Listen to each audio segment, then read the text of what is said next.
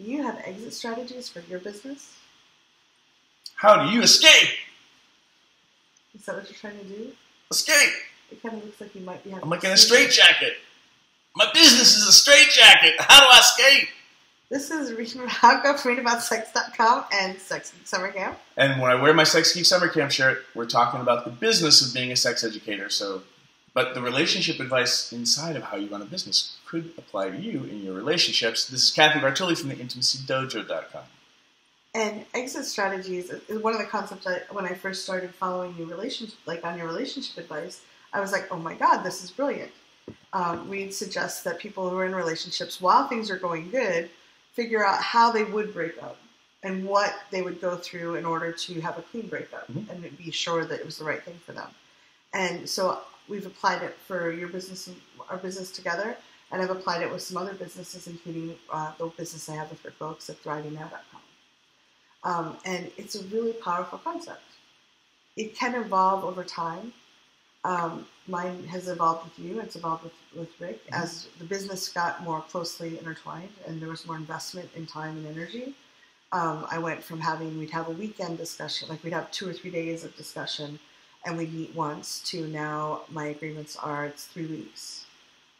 So if one of us said, hey, I think this isn't working, I think we should talk about exiting, that we'd have a 3-week time period where we'd meet 3 times and we'd have a weekend together in person. And get mediation if we felt that was useful, to try to work out any bugs and make sure it's not just like, I'm really pissed off, I've had a bad day, and I'm just going to lash out at anybody who's near me. And that's really reassured me. I was someone who every time we had an argument or a disagreement was kind of like, this might be the end. And knowing that someone would actually have to say, I think we should exit, let me be much more present in our discussions, and much more self-expressed, not feeling like I had to hold back to preserve the relationship, which is not a very healthy way to be.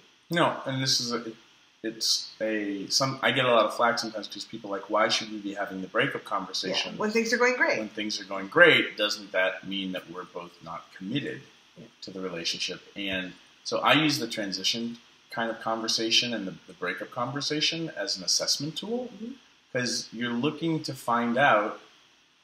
And this is why you're doing this before you get into the relationship, or before you start a business relationship, or decide to co-teach a retreat together. And it's not too late if you haven't... you didn't do anything wrong, because you can start having this conversation now. But the idea is, while I'm having the conversation, I'm learning a lot about if this person knows what they need to feel respected if we want to end or transition or shift our working relationship. And if the person that you're considering doing business with or starting a relationship with is like, well, we don't need to have this conversation because we're fine. You're amazing, I am amazing. We're going to love each other forever. We're going to work together forever. Aren't we? Ooh, and then you're like, okay, that tells you a lot. There might be boiled bunnies in the future. Ooh, see, now I'm thinking about that movie, whatever that movie is called. Basic Instinct. Oh. Aha! So this conversation is an assessment tool as you're getting into something with somebody to figure out if they know what they need. And then if you know what you need, and it's okay to not know what you need, because some people haven't done a lot of business agreements or projects together, and some people haven't dated a lot, so they wouldn't know what their breakup needs are. But once you start to know those things, now you can use your words. So am I partnering with somebody who knows how to use their words? And then you can start creating a win-win situation for each other that leaves you both feeling loved, honored, cherished in the romantic world, and in your business like smart and respected and seen and acknowledged. And that allows you to, one, have a better transition, but those are things that they probably need in the business. And then you can start learning about each other's needs and be better business partners together, and which should make your business easier.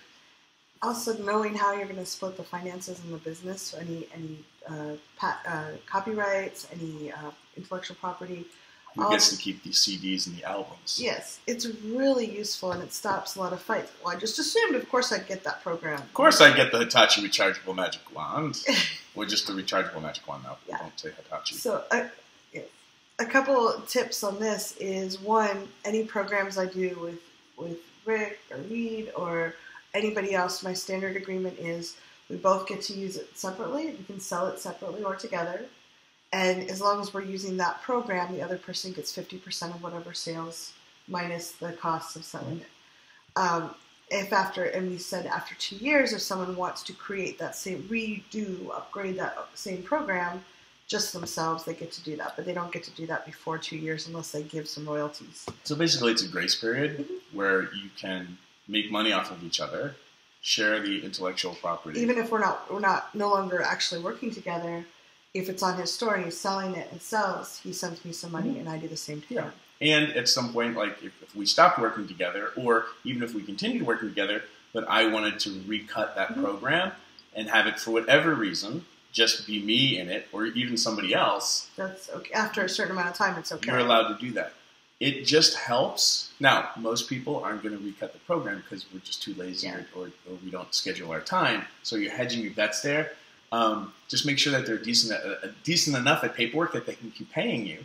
But what it does is people don't have to feel trapped, and it gives people choice. It makes things a get to rather than a have to. So if I want to recut and upgrade that program, and I want to include Cathy, then it's free. Then it's fine.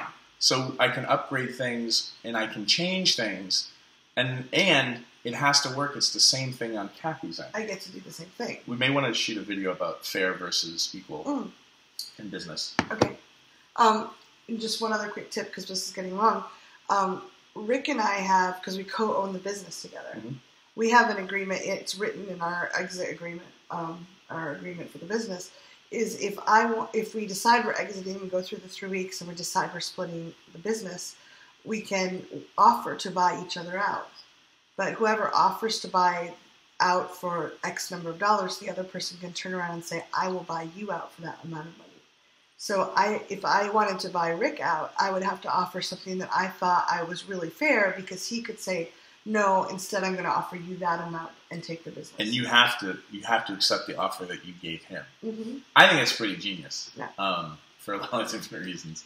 I want to continue this conversation, so we're going to do a second video, and then we'll do one on fair versus equal. Excellent. Leave comments. What's useful so far?